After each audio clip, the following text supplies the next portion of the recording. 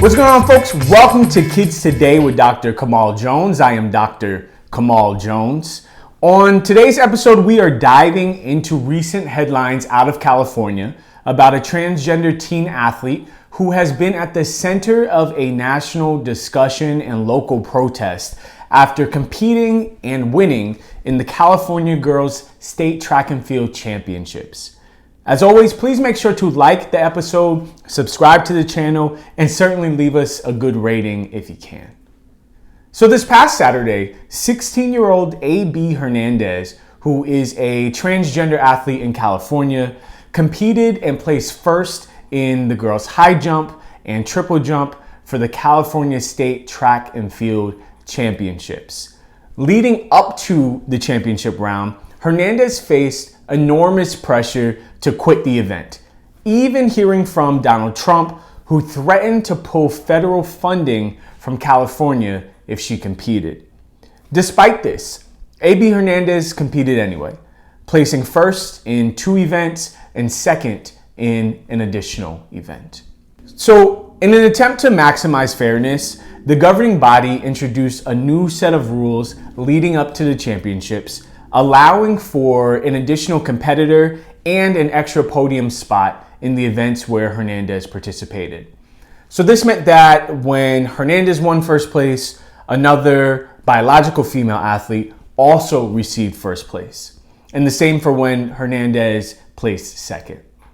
Still, protests and counter-protests surrounded the event, with some holding signs to save girls' sports, while others called for protection of trans kids.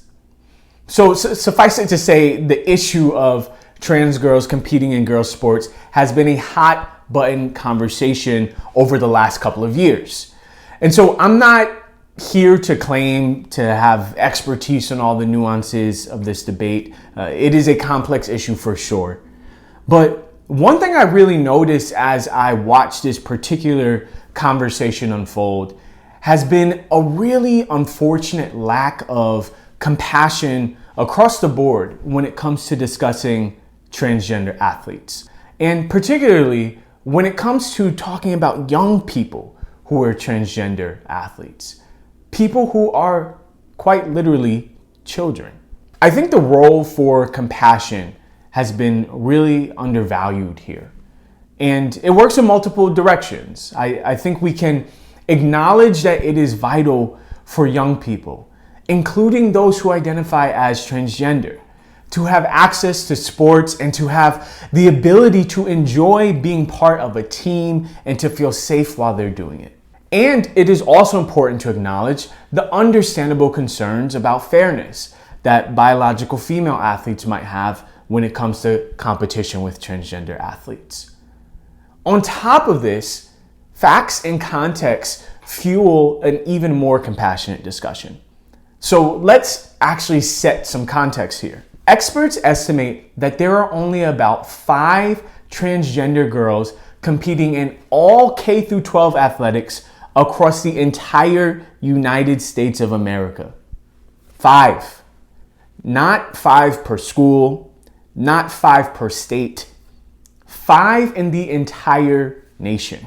So taking all of this into consideration, I think it's past time we shift the focal point of this conversation away from who can make the most noise and shape the national narrative and towards how can we center compassion while maximizing fairness for everyone involved. As I was reviewing coverage of the events that AB Hernandez participated in, one thing that really stood out to me were the young women who competed alongside of her. In the midst of all these competing narratives and political shots being taken, here were these teenagers smiling and cheering and standing proudly with one another on that podium this past Saturday. And perhaps there's a powerful lesson there for us so-called adults. Okay, my friends, that is our show today. Thank you so much for joining us. As always, I would love to hear your thoughts on this topic. What do you think a set of rules might look like that centers fairness and compassion for everybody involved? Let me know in the comment section. And until next time, this is Kids Today.